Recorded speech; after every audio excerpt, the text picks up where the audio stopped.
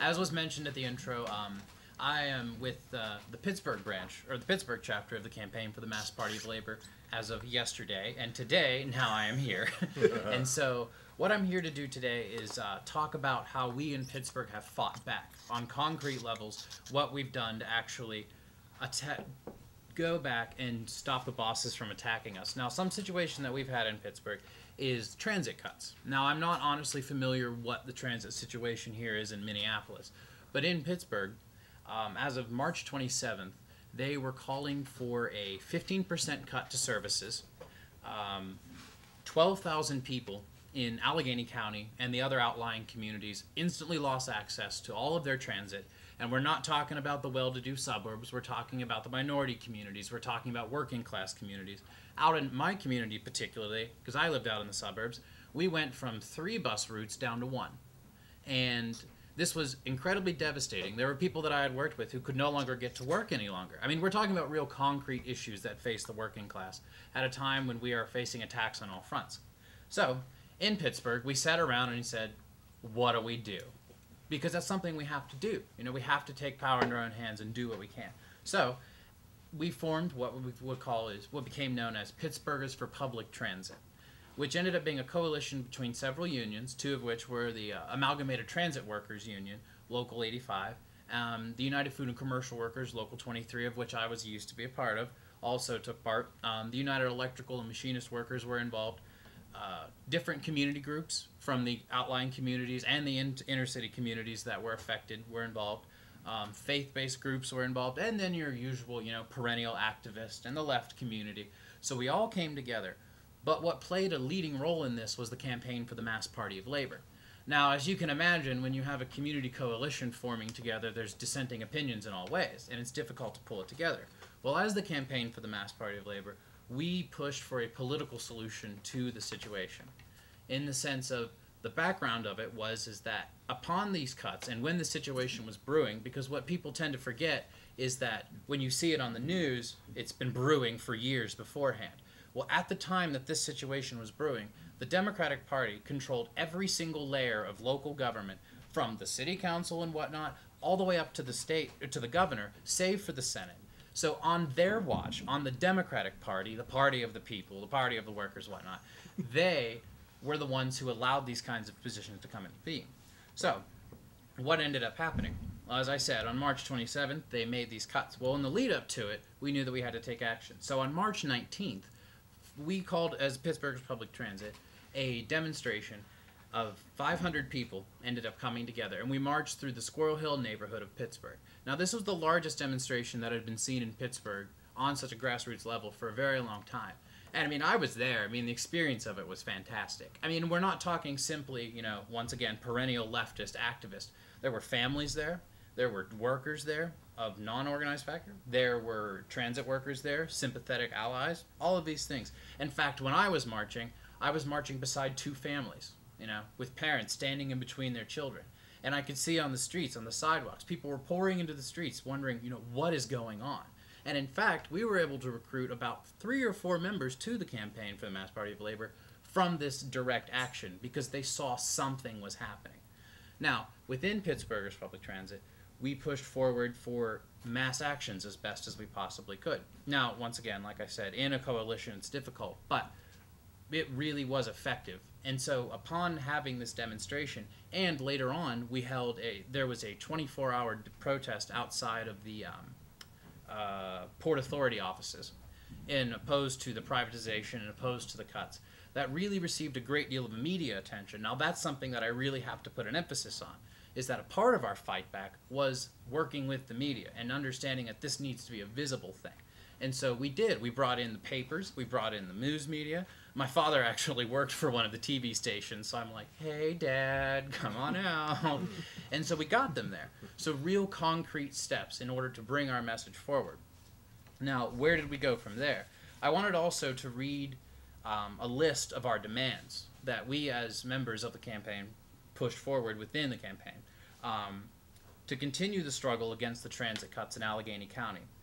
Make the rich and big business pay for the economic crisis, not the workers. And another thing is we've taken a lot of inspiration from the mass movements in Greece, Egypt, Wisconsin, we've seen more since then, to serve as an inspiration for our fight back. Another thing is we're saying no to cuts or privatization of the public transportation, period. In fact, we need increases to these services because this is how we're going to get to our places of employment to further our economic development and bring this country back on track. So as opposed to cutting our wrists, perhaps we could bandage them back up and come back to work. No layoffs, no concessions, and no further cuts. Fully funded and expanded transit system. Also, at the same time, we are calling for the Allegheny County, which is where Pittsburgh's located once again, Central Labor Council to heed the call of the ATU, Local 85, to lead this struggle, and that all union locals take part in the council must support this call. And only upon the full mobilization of the labor power behind this, in alliance with the community, can we actually stop these attacks. Because remember, first and foremost, an injury to one is an injury to all. A worker is a worker is a worker. Also, we're calling for the leadership of Local 85 and the national ATU leadership to mobilize, along with their brothers and sisters from the Transit Workers Union, a nationwide campaign against cuts in mass transit and link this to the battle against the cuts in the public sector and throughout the economy, which is something we've been talking about this entire meeting. Now remember, Pittsburgh is one city in one state. We're all the same, you know what I mean? The things that we experience there are exactly what you'll be experiencing here in Minneapolis, should this axe fall on you. And we also set up a board and activist committee to mobilize the rank and file and strengthen the ATU's fight back. Because labor must break with the politicians and the parties responsible for these attacks, the Democrats and the Republicans, but first and foremost, let's not lie. The Democrats were the ones responsible, which is exactly what I had said in the beginning of this. The Democrats are the one who were on watch and doing these kinds of things. Now, currently, there is a Republican administration in Pennsylvania. But like I said, if it happened on your watch, you're responsible. We're not just going to allow you to point the finger and say it was the Republicans because they're there right now. Democrats were in control of everything from A to Z at this point. And we're calling for, once again, a mass party of labor to run independent labor candidates that will actually take the needs of the workers into consideration when making sort of policy decisions. Now, those were our demands. Now, March 27th has since come and gone.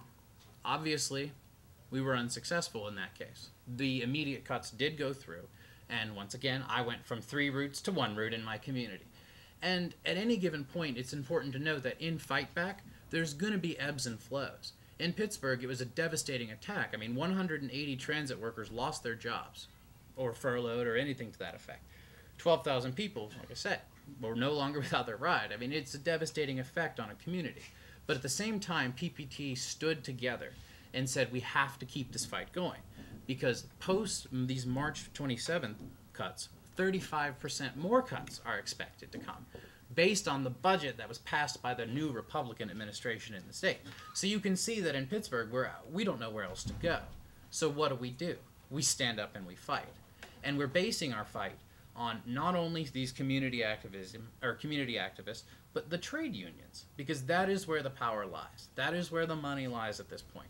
We have to get them on board, and we've continued to be successful in that fact. Because what we've done is, as the campaign, we have channeled that energy and said, listen, there has to be, once again, a political solution to this. We have to put forward our own candidates. In fact, we're even considering running candidates from the ATU.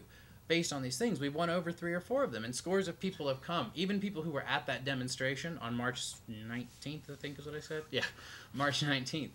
They have now come around the ideas because they saw concrete action. Now, of course, in casual conversation after this, we can talk more about the individual things that were going on. In fact, up until the very moment that we left Pittsburgh, we stayed as active as we could. And one of the new things that we were doing was community forums, in which we went into the communities that were suffering and we held, talks, simply say, what are your feelings? Like, how do you think we should react to these kinds of things? And they called for exactly what we were calling for, They want a genuine fight back. They want solutions, not words. And so that's where we stand. There is genuine hope, is what I can say.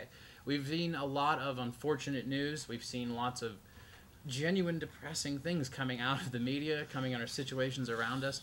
But in Pittsburgh, we took the bull by the horns and we directed it. and our own energies, because we understood that that is where we needed to go. So I'll leave it at that.